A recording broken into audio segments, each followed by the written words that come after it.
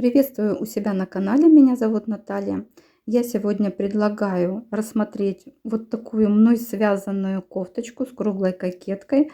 Узоры я подбирала сама, но ориентировалась я на тот дизайн, который гуляет интернетом. Я думаю, вы тоже его заметили. Но я подбирала узоры сама, расчеты делала сама, поэтому решила с вами поделиться. Еще хочу сказать, что видео будет интересно тем, у кого есть проблемы с пустой спиной. Я год назад заморочилась этим существенно. Я поняла, что мне нужен индивидуальный расчет. И вот только в этом году я наконец это применила. За основу мы берем круглую кокетку, как разбивают в процентном соотношении от Циммерман. То есть ее разбивка. Плюс я посмотрела видео, оставлю внизу ссылку на это видео, так как там предлагается немного другое процентное соотношение. Там меняется цифра рукава с 33 или 35%, да, на 25%. Ну и скажете вы мне, зачем мне твое видео, если я пойду туда и посмотрю, что там и как. Да, если у вас нет проблем с пустой спиной, значит вы туда идете и смотрите. Так как у меня проблемы с пустой спиной во всех изделиях, и вшитых, и ну, особенно там, где есть выточки, то я остановлюсь именно на этом. Но все равно перед этим скажу, основа такая. Обхват груди это 100%, и с него ведутся все расчеты. Значит, обхват груди 100%, 25% это рукава без подрезов, так? 25% это высота кокетки, хотя тут тоже число спорное. 43-45% горловина, но я тоже брала свое число, потому что мне хотелось глубокую горловину и широкую. Так, и вот тут на выходе мы должны получить 138%. Сюда входят рукава и обхват груди. Так? Подрезы 8%. Когда мы считаем, сколько нам надо прибавить петель, мы от 138% вот этого общего числа отнимаем горловину и делим на 5. Что такое 5 частей? Это вот 5 частей, начиная от горловины и проходим вниз. 5 частей. Прибавка, прибавка, прибавка, прибавка и 2 части, в которых прибавку не делаем. Там можно еще в процентном соотношении, но я брала именно этот способ. Итак, у меня 25% на рукава. Значит, что такое пустая спина? Это место надо определить самостоятельно перед зеркалом в сантиметрах. У меня это, к примеру, от начала шеи, то есть там, где вот горловина, скажем так, когда маленькая горловина, вот от начала шеи по спине я иду, и у меня это где-то 10-11 сантиметров. То есть это верхняя часть лопаток, там, где лопатки начинаются, и где-то 4 сантиметра вниз. Вот это у меня самое такое место, которое, ну, у меня вечно там пузырь. При этом я люблю, чтобы у меня по плечам было все свободно. То есть я не люблю вот такие, ну, конус вот этот, там, где плечи зажимает, и я руки не могу поднять, и у меня начинает горловина куда-то вверх лезть. Да? То есть я люблю, чтобы все было свободно по плечам. И тут вдруг у меня по спине вот где-то 10 сантиметров, 10-11 сантиметров вниз и еще какой-то, ну вот где-то 4-5 вот так вот сантиметров еще от вот этой точки. У меня, в общем, есть вот такое место, где прям вот между лопаток у меня там такой конкретный пузырь. По спине вниз он как бы тоже уже есть. У меня там спина очень так выгибается, но все равно там уже как бы это так визуально не бросается в глаза, как именно вот это место, которое просто ужасно, ну, каким-то горбом там прямо идет. Я так уже объясняю. Значит, при этом обхват груди у меня до 100 сантиметров, обхват бедер 110. Вроде бы как разница не такая большая и вполне ну, достаточно классическая такая разница. Но в том-то весь все и дело, что это обхват груди. То есть хорошо, что она есть, но плечи и спина у меня как бы, допустим, 46 размера, а обхват бедер у меня 50 размера. Вот тут у меня разница. И теперь мы плавно переходим к моим уже конкретным расчетам в этом плане. Расчеты у меня вот такие. Хочу обратить ваше внимание на то, что необработанная горловина очень сильно растягивается. И даже если спицы вы берете очень маленькие, все равно растягивается. Для этого самый первый узор после наборного края должен быть очень плотный. Начнем с того, что набирала я на спицы 2,5, а вязала основное полотно спицами 3,2. Значит, я на спице 2,5, тут где у меня в 1 сантиметре 2,45 петли, я набирала ну, обычным набором 160 петель, это соответствовало 65 сантиметрам. Да, у меня большая горловина, то есть это однозначно не 45%, не 45%, как тут указано. Абсолютно другое количество. Я даже проценты эти не считала, потому что я хотела вот такую горловину. Сначала по расчетам. Итак, у меня 106 сантиметров обхват груди, это 286 петель. И здесь я уже пошла делать расчеты в петлях. Эта часть у меня без расчетов, потому что я так посчитала и так хочу. И вот эти 138% у меня соответствуют 396 петлям. Так, 396 петель минус петли горловины у меня получается 236 петель. Делю количество вот этих петель на 4. То есть что такое 4? Это линии прибавок. 1, 2, 3, 4. Начиная первая прибавка от горловины и дальше перед теми двумя частями, которые мы прибавлять не будем. Так? У меня получается 59 петель. А тут у меня 160. И как ни крути, как ни дели, неудобно. Поэтому я беру 53 петли, которые ближе к 160, да, и по вот этой цифре уже ориентируюсь и буду делать прибавки. Значит, здесь у меня прибавка 3 петли, то есть 3 петли провязала, делаю прибавку, 3 петли провязала, делаю прибавку. И в этой прибавке, в этом ряду, значит, плюс 53 петли, 213 петель. И вот здесь вот я просто отминусовываю. То есть мне надо 236 петель, 53 я уже прибавила, значит, осталось у меня 183 петли. Дальше делаю следующую прибавку, рассчитываю 213 плюс 53 петли, у меня остается 266 петель, то есть не остается, уже прибавилось. Это шаг у меня 4 петли, то есть 4 петли прибавка, 4 петли прибавка.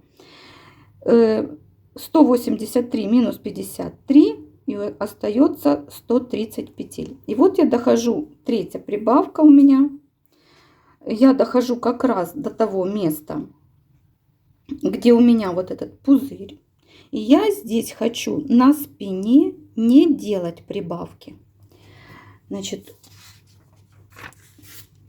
я хочу вам сказать, что я, например, сразу, как только набрала на горловину, я сразу сделала, как будто я вяжу реглан. Мне так удобнее. Я развесила маркеры регланные линии. Также я развесила маркеры точки разворотов попарно, например, белый, белый, зеленый, зеленый, красный, красный, там, оранжевый, оранжевый, ну и так далее. Так. И когда я дошла до 266 петель, у меня, в общем-то, тоже уже немножко другое разбитие, то есть подрос мой реглан. И у меня вот эти петли спины, которые я не хочу прибавлять, делать тут прибавки, они у меня уже выделены. Но, то есть тут же опять все не получается так прямо четко, там, петля в петлю. Тут же всегда есть после целого значения, всегда запятая и какие-то цифры. Значит, я в таком случае подгоняю. Я оставила 80, вместо 88 86 петель для спины. Так? И тут у меня получилось 180 петель. Я их делю на 45. И это у меня шаг 5 петель. 5 петель и прибавка. 5 петель и прибавка. Но это шаг 5 петель. Это у меня 45 петель прибавочных. Но начинаю я тоже с прибавки. И поэтому я тут ставлю 46 петель. Я прибавляю. Отдельно хочу сказать, что вот после этой прибавки у меня идет узор, который должен быть кратен 7. Ну, можно было 8, допустим. Ну, 8 тоже там неудобно, поэтому 7. И я под это число подгоняла уже. То есть у меня осталось 3 петли ни туда, ни сюда. И поэтому я по спине прибавила эти 3 петли. То есть я поделила эти 86, да, и у меня получилось по 20, там, 21-22 петли, так. Вот я взяла и иду отсюда, там, 22 петли, сделала прибавку, 21 петля, сделала прибавку, еще 22 петли, сделала прибавку. И четвертая часть 21 петля до маркера. То есть на 4 части надо делить. На 4 части. Здесь между маркерами я начинаю отсчет, и у меня появляется 3 петли. А здесь наоборот, я сразу делаю прибавку. И таким образом у меня не 45, а 46 петель. Понятно. Так, дальше я посчитала, что у меня после 3 петли плюс 46, это я добавила уже 49 петель. Соответственно, у меня пошел минус. Так? Вот этот. 81 петлю мне осталось прибавить. Конечно, я уже сбилась с шага. И поэтому я уже тоже подгоняю под вот это число, сколько я могу тут добавить петель. Вот у меня здесь появился шаг 7. Осталось у меня после него 36 петель добавить. Я их добавляю в последней пятой прибавке. 360 плюс 36. И вот я выхожу на свое количество петель, которое изначально и запланировала. Так? Единственное, что еще хочу сказать, вы не думайте, что я вам как бы не предложила какого-то готового решения и все. Я сама очень долго к этому, то есть у меня вариантов было, как дойти от 236 до вот этих 396 петель, было очень много. Чего я еще не сказала. Что у меня вот эти 25%, я посчитала, что это 80 петель делю на 5. На 5 я делю. Что такое на 5? Это вот эти самые 1, 2, 3, 4, 5 частей. Так? Делю. Получается 16. 80 минус 16 и 16. То есть вот эти две части я убираю. То есть 32 ряда. У меня остается 48 рядов. Но у меня тут больше линий прибавок. То есть не 4, а 5. У меня 48 делю на 4. То есть это мои 1, 2, 3, 4. 4 части у меня, а не 3. Я их поделила, у меня 12 рядов получилось. То есть вот здесь, вот здесь я начинаю делать прибавки 3 шага. Через 12 рядов 4. Через 12 рядов вот это странная прибавка. Дальше еще 12 рядов. И дальше я делаю уже прибавки с шагом 7. Дальше еще 12 рядов с шагом 10.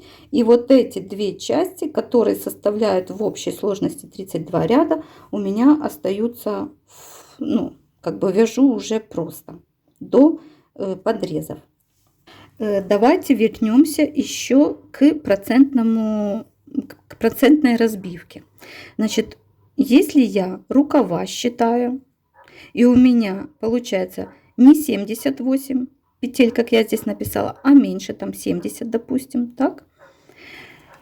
Подрезы у меня другое число, например, 8% это 20 петель, так. То когда я делаю проверку такую именно по сантиметрам, то есть беру и ставлю, вот у меня здесь появилось эти 70 петель, я беру, делю на вот эти петли в сантиметрах и понимаю, что мне как-то маловато тут, я хочу 78 петель, так? А подрезы я не хочу такие большие, 20 петель подрез как-то мне многовато, я беру и уменьшаю до 12 петель. Так. Что еще хочу сказать? Видите, у меня обхват, я сказала, груди 100 сантиметров, а у меня здесь написано 106. Я сразу заложила свободу облегания сюда. Она у меня тут. Мне кажется, что я все так рассказала по петлям, кроме как. Вот эти ваши числа. Еще надо, чтобы они соответствовали тому, какой у вас узор. Вот у меня узор, допустим, кратен 2. Значит, мне подходят здесь эти 160 петель, а не 159. Понимаете?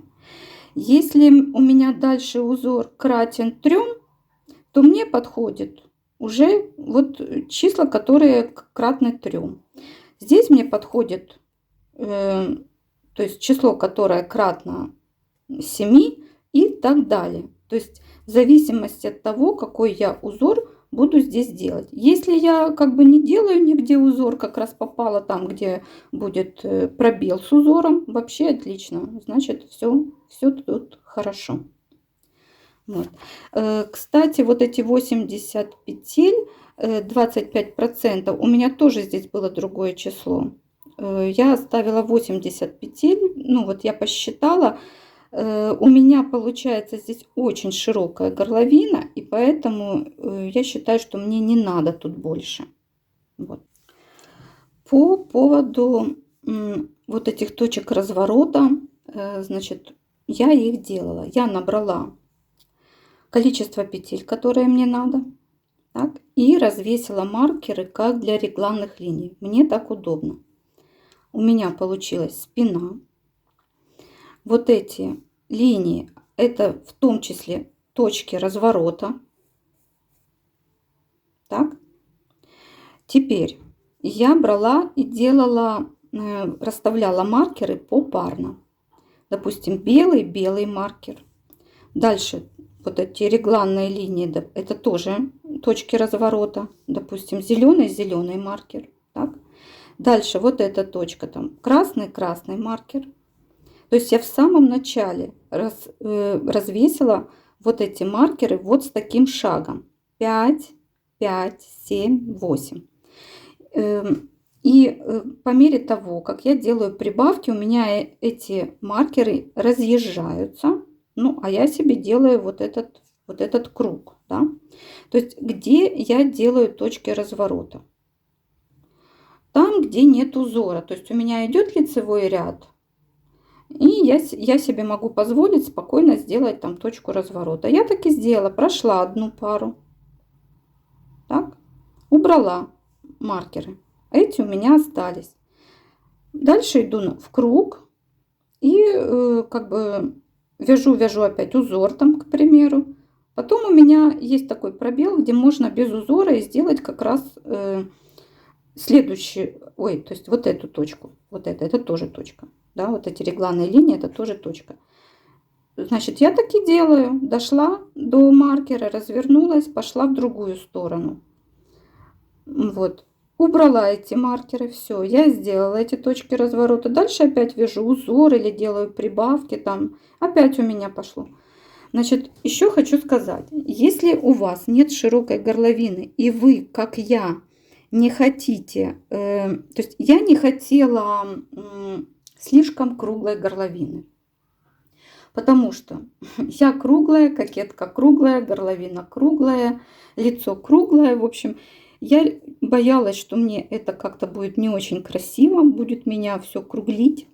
И в моей задумке было, что, то есть, да, она-то круглая, но вот это место за счет точек разворота я хочу сделать глубже.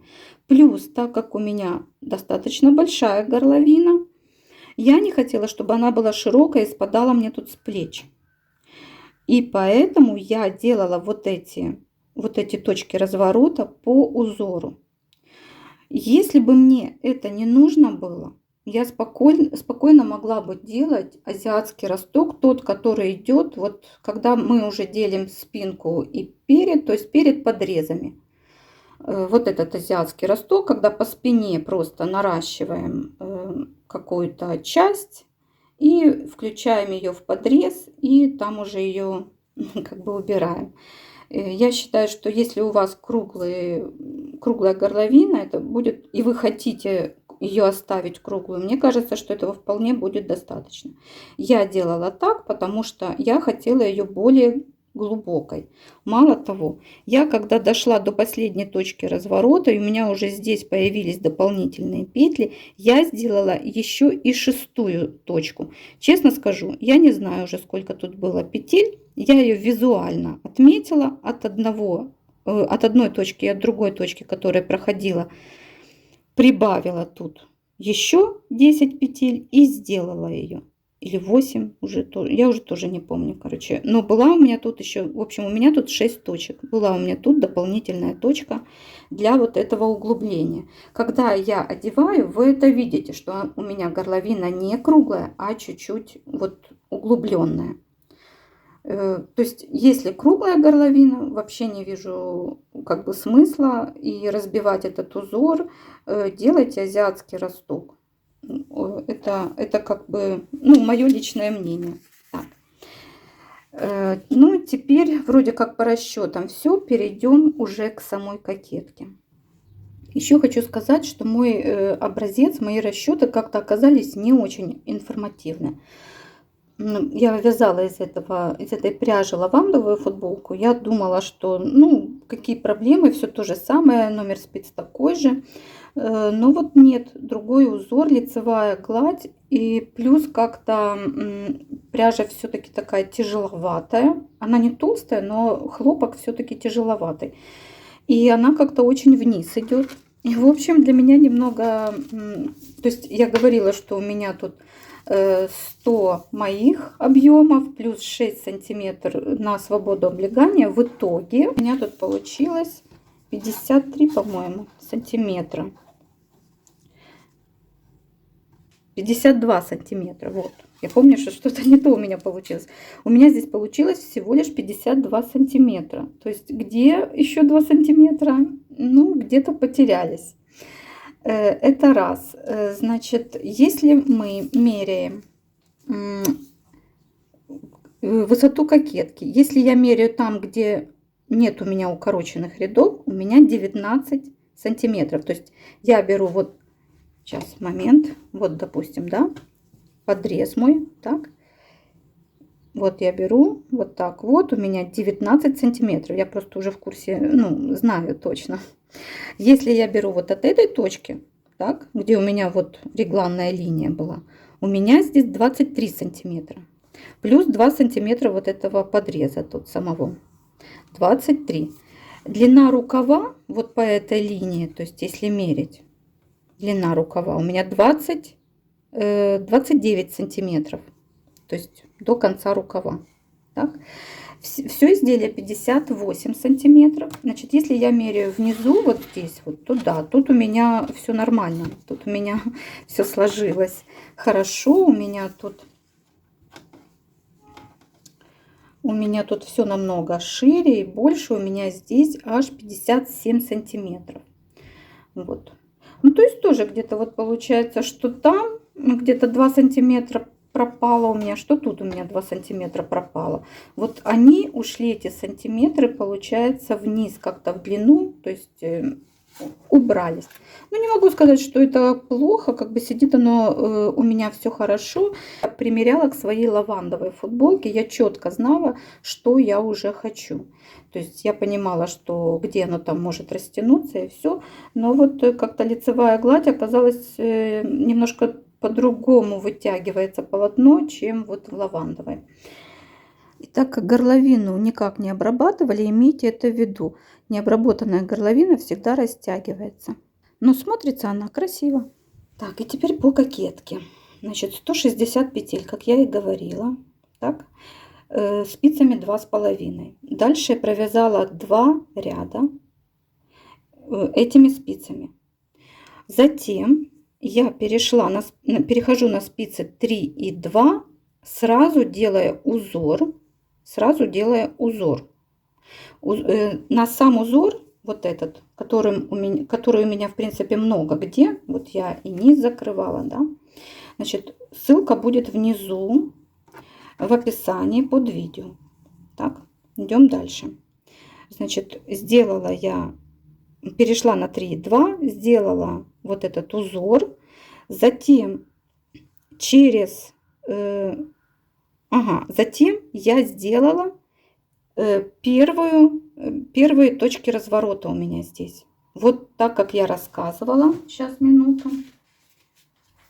Вот так, как я рассказывала, у меня здесь первая пара точек разворота. Я их сделала. Дальше я провязала там, по узору там надо провязать 4 ряда. Дальше идет еще один ряд этого узора. То есть 2 раппорта я делаю. Так.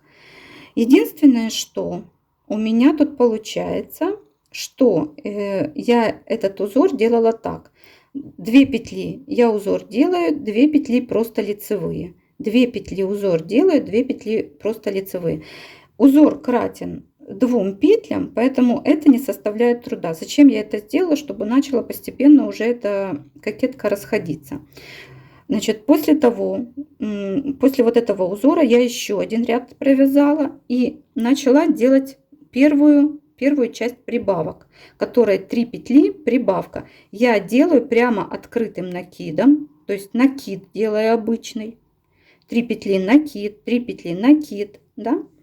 Единственное, что у меня тут 160 петель, потому что у меня тут узор, поэтому там, где у меня, у меня вот здесь вот где-то, то есть по регланной линии у меня здесь начало ряда, я убрала сначала одну петлю, сделала вот эти накиды, и в следующем ряду я эту одну петлю там и прибавила. Ну, что делать? У меня так получилось. Дальше у меня что? После этого у меня пошел вот этот узор. Вставлю узор. 3 петли.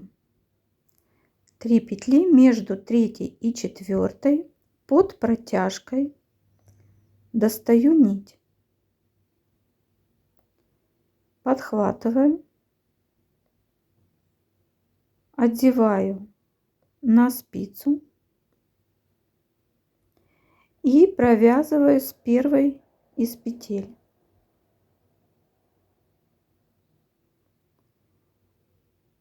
Лицевой. Вторую, третью тоже провязываю лицевыми. Все. Как делала прибавку не в узоре, из петли предыдущего ряда скрещенной.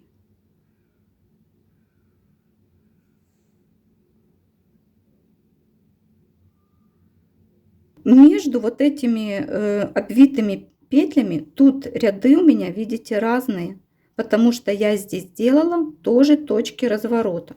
То есть следующая пара, это вот тут, где у меня стоят регланные линии. Прошла ими туда-сюда, сняла уже эти маркеры, у меня остались только вот эти 3 маркера. Иду дальше. Дальше делаю узор. Здесь я делала... Да, и не забываю, что у меня должно быть прошла 12 рядов, делаю прибавки. То есть у меня закончился этот узор, я сделала прибавки из петли предыдущего ряда. Вот здесь у меня идут прибавки. вы их не видите. Дальше, после этого иду, ну, дальше вязать, да. То есть, если есть возможность, то почему нет? Я могу и следующую сделать. То есть, сразу 2 точки. По-моему, я здесь так и делала. Единственное, что вы же понимаете, тут у вас растет, а тут у вас не растет. Время от времени я делала, вот я, значит, ну, сделала я еще вот такую дорожку. Почему я ее сделала? Потому что у меня здесь опять, ну, должна идти линия прибавок. И я решила, что мне лучше сначала сделать, то есть после узора или перед узором оно как-то менее заметно. И поэтому я сначала сделала вот эту линию прибавок. Ой, вот этот узор сначала сделала так. Что это такое? Лицевая, изнаночная, лицевая, изнаночная, лицевая, изнаночная. Второй ряд все петли лицевые, а дальше в шахматном порядке. Там, где была изнаночная, лицевая, там, где была лицевая, изнаночная, и тоже так круг пошла. И потом сделала прибавку. Дальше у меня пошла, то есть я опять здесь сделала следующую точку разворота между вот здесь, вот, понимаете? То есть следующую. Ну и вот так я хожу. Время от времени я хожу и делаю себе тут эти точки разворота. Дохожу до следующего ряда, меняю, вот пошел уже вот этот узор. Узор состоит из, вот эта именно часть состоит из 5 петель. 2 вместе с наклоном вправо, накид, лицевая, накид, 2 вместе с наклоном влево. Второй ряд в круговом вязании все петли лицевые, в том числе и накиды. Если поворотное вязание, все петли изнаночные, в том числе и накиды изнаночными. 2 ряда этот раппорт, всего 2 ряда. То есть вы можете узор этот делать и больше, и меньше, и вообще только 2 ряда, если вам где-то надо. Да? Между вот этими элементами у меня 2 петли. Но это не обязательно. Можно делать 3 петли, 4 петли, 5 петель. То есть, опять-таки, вот у вас есть там количество петель, возможно, вам легче будет посчитать, когда будет тут 3 петли, либо 4. То есть, вы берете 5 петель вот этого элемента, добавляете 2 петли, и таким образом раппорт состоит из 7 петель. Посчитали, все. Если у вас тут 3 петли, значит 5 плюс 3, раппорт у вас состоит из 8 петель, и должно быть, значит, число у вас кратное 8 и так далее. То есть дальше я иду все равно, все точки разворота я делаю, которые намечала. И у меня тут появляется шестая точка. Дальше у меня опять пошел вот этот узор. Но я уже, знаете, то есть не абы какое количество рядов между вот этими обвитыми петлями. Я уже ориентировалась, сколько я здесь сделала, значит, столько я и здесь сделала. Так? После него у меня вот идет еще одни прибавки. Вот. Ну вот тут как-то они видны. Если здесь я делала не видно их, то вот здесь они немножко видны. Дальше у меня вот тут перед вот этим узором у меня еще одна прибавка идет, то есть 5 у меня рядов прибавок. Вот она у меня идет вот здесь вот еще. Последняя, та, которая шаг 10 петель. И опять вот этот узор. Так, видно, нет? И опять пошел вот этот узор. Так. Значит, в общем-то, это уже часть, та, которая до подрезов, я ее уже не трогаю. Это те самые 32 ряда. На этом все. По подрезам я оставила там отдельное видео. Вот они у меня. Я сразу после подреза стала делать на рукаве вот этот, ну, узор этот такой. Так, вместо резинки, вместо всего. И как я закрывала петли, я тоже покажу. Петля предыдущего ряда, но не первого предыдущего ряда, а второго предыдущего ряда. Захватываем, одеваем и провязываем с петлей, которая на спице, 2 вместе. Это была первая петля при круговом вязании. Теперь дальше со второй петлей делаем то же самое. Из петли предыдущего ряда второго ряда набросили петлю, провязали 2 вместе лицевой. И теперь первую петлю набрасываем на вторую. И таким образом у нас происходит закрытие. Делайте это именно с самой первой петли, тогда у вас, когда вы пройдете круг, не будет пропуска. Будет одинаково смотреться все петли. И дальше иголочкой уже просто закроете, спрячете конец. Теперь идем по бокам. Сбоку, сразу от подреза. 6 рядов провязала в бок, так, и идет точно такой же элемент на 6 рядах. 6 рядов пропустила, на 6 рядах элемент, 6 рядов, на 6 рядах элемент, 6 рядов и так далее. Я здесь сделала, как вы видите, 1, 2, 3 прибавления. 3 прибавления я делала. Так. Ну, потому что мне нужен силуэт. Мне надо расширение для того, чтобы у меня гармонично смотрелся вот этот переход от плеч, от узких плеч к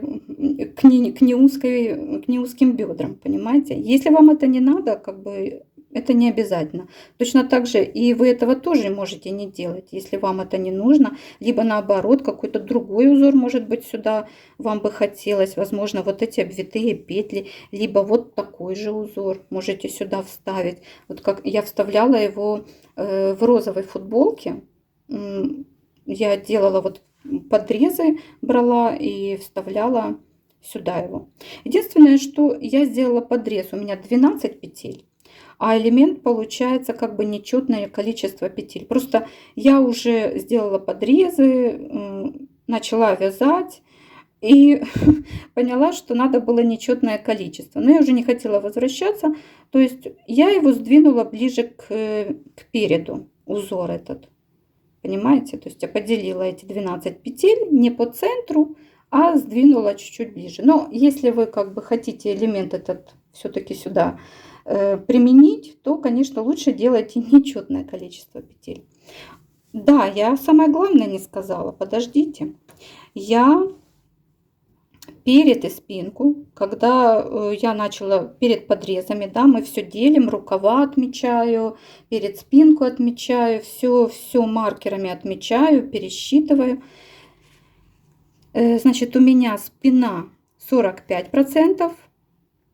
То есть от количества петель. Все, рукава 78 я убрала, так, и отминусовала, сколько у меня там получилось. Вот у меня там 106 петель по спинке, 132 петли по переду. Почему так? Потому что по спинке у меня 45%, по переду у меня 55%. Да, у меня вот такая большая разница, и она у меня так и присутствует. Вот если сложить вот изделие пополам, то у меня вот эти цветочки получаются как будто бы сзади, понимаете? Вот, их не видно, их будет не видно, понимаете? Вот, их не видно. Они идут как бы по спинке, и один, и второй, вот. То есть, да, у меня спина уже, а по переду я оставляю намного больше, так и есть, то есть это я не придумала. Дальше, то есть я довязала, ну, длину вы уже сами регулируете, в том числе и рукава, да. То есть я вам показываю, как я делала. Я здесь делала, у меня такой манжет, да, 1, 2, 3, 4, 5 раппортов узора, и дальше пошло закрытие. Точно так же у меня и вот здесь вот по рукаву 1, 2, 3, 4, 5 и закрытие.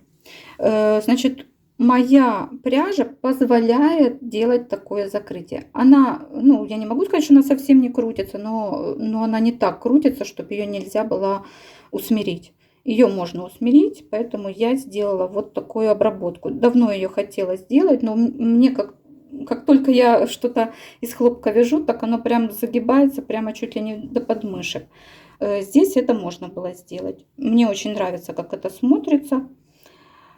Вот, по-моему, я все рассказала. Если я чего-то недорассказала, пишите, пока у меня свежа память.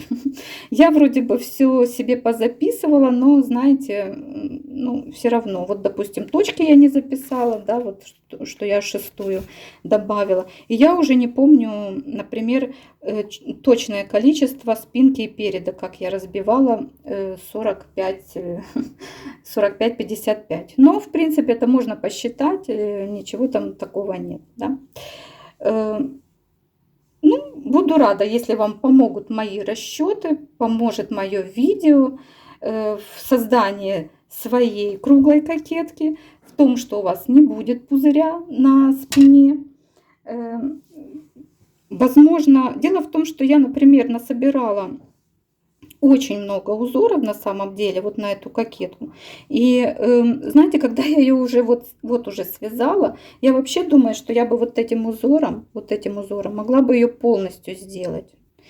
Ну вот мне он нравится, он красиво смотрится, в том числе он получается такой, как будто он вроде и плотный, но в то же время он тут, ну не ажур, конечно, но все равно он какой-то такой с просветом идет. Обвитые петли мне тоже эти нравятся. В принципе, можно прибавки делать везде вот такие. Вот если у вас равномерно где-то идет, ну, шаг равномерно идет прибавок, то можно вот такие прибавки и дальше идти делать. Просто у меня тут уже сбился эта вещь и как-то, да.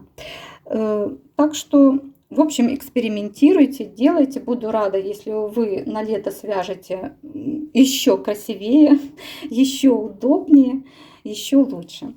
Ну и всего доброго. До новых встреч. Пока.